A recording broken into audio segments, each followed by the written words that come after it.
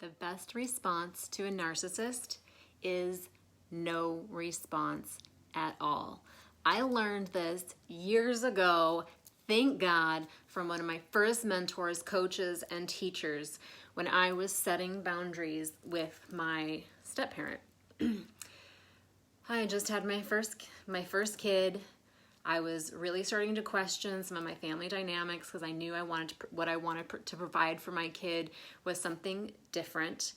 And I was in this back and forth, trying to express to this person how I was feeling, the pain I was carrying, the trauma. I was trying to do my best to invite the other person into a new way of being in relationship.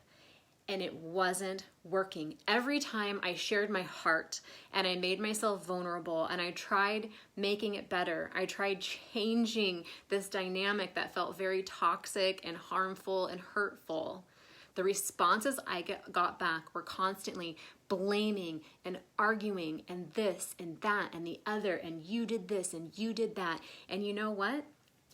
Most of it was all based on assumption and it had nothing to do with me at all. And it had nothing to do with anything I was actually talking about. It had nothing to do with actually repairing the relationship. It had everything to do with just trying to keep me in line and trying to keep me in the toxic dynamic that I was in.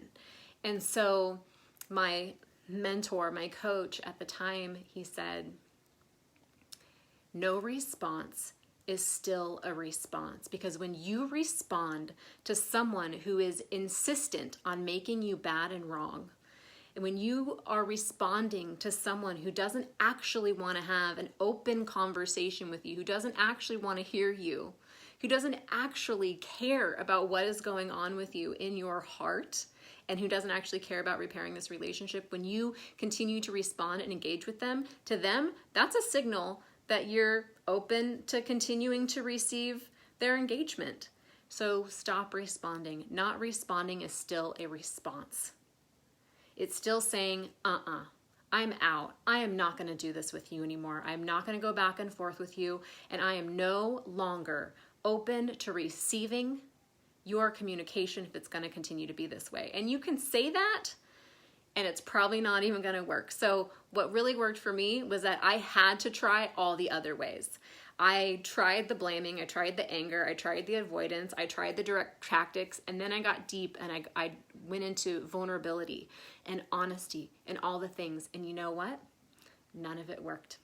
The thing that worked above all was literally not responding.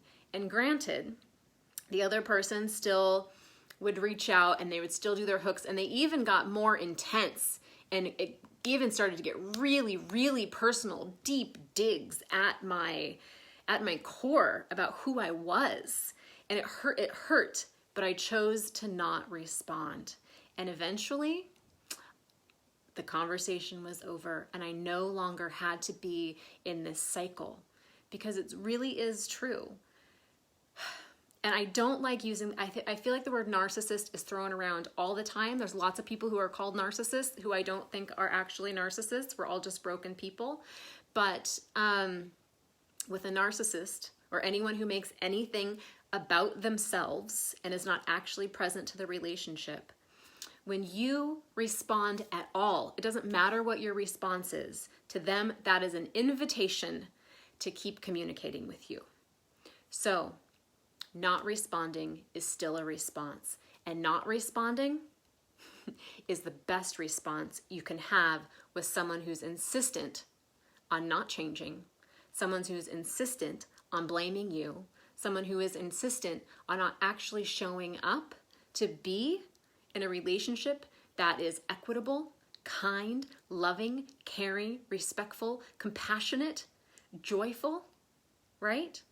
So if you need that permission, if you've tried everything, if you've tried this tactic and that tactic, and you've tried to get them to understand in all these ways and it's not working, just stop.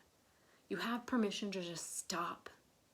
Stop trying to get something different from them. No response is a response, and it's the best response with someone who doesn't want to listen to you anyway, because it's also self-respecting, right?